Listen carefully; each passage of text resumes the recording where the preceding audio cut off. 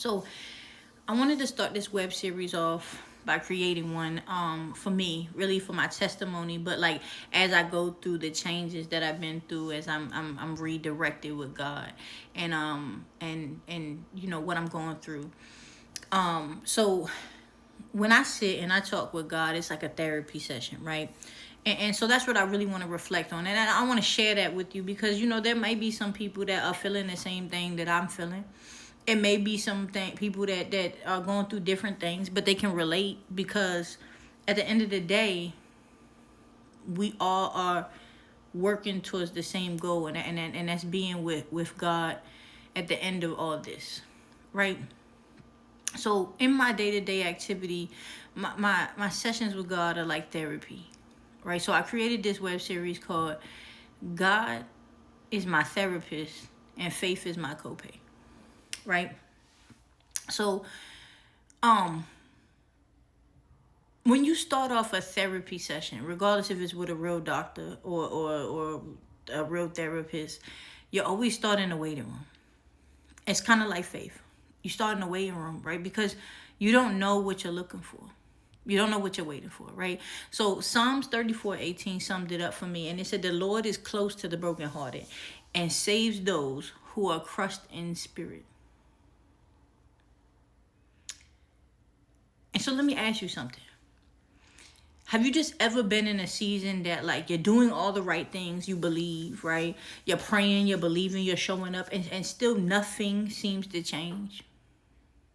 Right? You're not really falling apart. You're not really giving up. You're doing what you're supposed to, at least you think, but you're just waiting. It's a waiting room. That's what you do in the waiting room. Right? So it's a space where your life hasn't collapsed because of God, but it hasn't really moved forward either because of you. Right? And if I'm honest with you, that space is harder. It's harder. It feels harder. You know, because in a waiting room, you have time to think, right? You have time to question. You have time to wonder. And for me, my personal question was like, God, are you still there? And the answer is yes. He absolutely, he been there the whole time. So where Psalms 34:18 found me was right there in that waiting room, right? So there was a season of my life for a while where I just felt quietly crashed out. And I'm not being dramatic and I'm not giving you headline worthy pain, but I just felt heavy, right? Heavy. And I just remember one specific night. I was sitting on the edge of my bed. My lights were off. My phone was down. I was trying to pray, but mostly just staring into the dark because I just did not feel strong. I didn't feel spiritual. I felt tired. I just whispered like, hey, God, listen. I really don't know how much longer I can wait. Because what am I even waiting for? No lightings, no audible voices, no music, no nothing. It was just me and God. And I knew that everything I was going through, like there was nowhere else to turn. And that's where it starts, right? And so it was just a gentle remind me that the Lord is close to the brokenhearted. So He's close, but not when you fix it, not when you fake it, not when you finally realize and figure it out, but to the broken, right? So that changed something for me because I realized like maybe the waiting room wasn't evidence that God had left me. It was evidence that He was actually closer than I wanted to personally admit, and He was closer than I personally thought He was, right? So all in all, we assume that if God is close, it's going to feel powerful. It's going to feel loud. It's going to be right in our face. We're going to know, oh, God is present. But what if close is quiet? What if close is quiet? So when David wrote Psalms 34, he wasn't celebrating a victory parade. He was running. He was hiding. He was uncertain. But yet, he says that God was near. So what was he hiding from, right? So like near doesn't always mean that it's noisy. It doesn't always mean it's going to be immediate change, right? So like near means steady presence. Something that we all tend to forget, right? So in a waiting room, God often does his deepest work in the most invisible ways. Like he strengthens roots while nothing seems to grow above ground. And that's true, right? So I created this framework because I needed something to look back on each day. And my framework is called ACT. Okay? Acknowledge, confess, and trust. And the reason that I created that framework, because acknowledges, call that thing what it is. Be real. Like, just call it what it is, right? So I had to stop pretending like I was fine.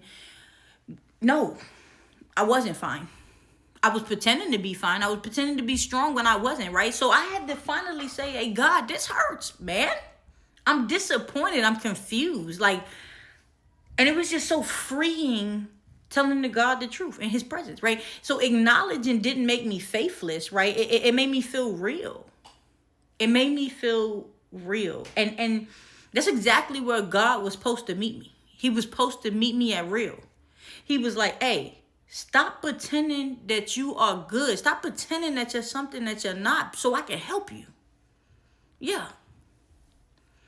And so C was for confess, right? So I spoke the truth before God without fear. I had to get over the fear. Like, what was I scared of? What was I scared of? Being saved? Like, that's what I was afraid of. I was afraid of being saved. Like, that's what it sounded like to me when I play it back now, right? But in that moment, that came the harder part for me, because confessing those thoughts and those feelings and those behaviors and things I didn't want to admit, right? Because, like, who wants that? Who wants to admit that they was wrong? But then I thought, like, God knows that already. So if I admit it, that admittance is for me. And now I can use him and I can have him guide me the correct way from the issues that I have, right? So, God, I'm scared. This won't work. Like, I'm afraid I'm misunderstanding you. I'm tired of being strong, God. And then that confession removed my mask. That mask that I was wearing that everybody saw, but nobody knew. Right? And so I learned something powerful. I learned that God wasn't fragile for me. Like, he wasn't offended by my honesty. He would rather have saw my heart raw than in a polished prayer.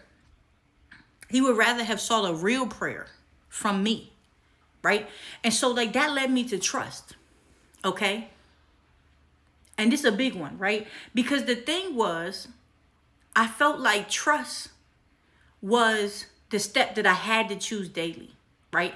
It's not big. It's not dramatic trust. It was just small trust. And trust is like getting up the next morning, praying again, believing again, and showing up again. Trust said, even if I don't see movement, I believe that you are moving. Meaning God was moving. And then I slowly realized something, right? That waiting room that I was in, it was never empty. It was always occupied. And God was sitting there with me the whole time. Right? So maybe in that waiting room, there's plenty of people right now. And maybe in that waiting room is people that relationships need healing. Maybe it's a door that needs to be open. Maybe it's a promise that felt delayed, right? But the verse doesn't say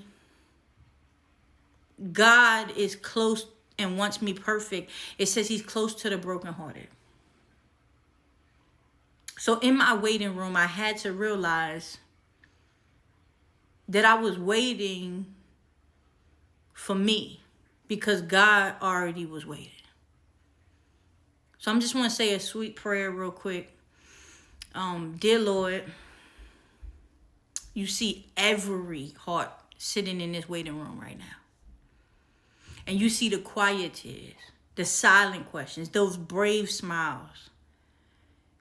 And I thank you. And I thank you that you're so close and you're not distracted and you're not delayed. And I hope that you can help us acknowledge our pain without shame. And you will. And you will give us courage to confess freely and truly to you.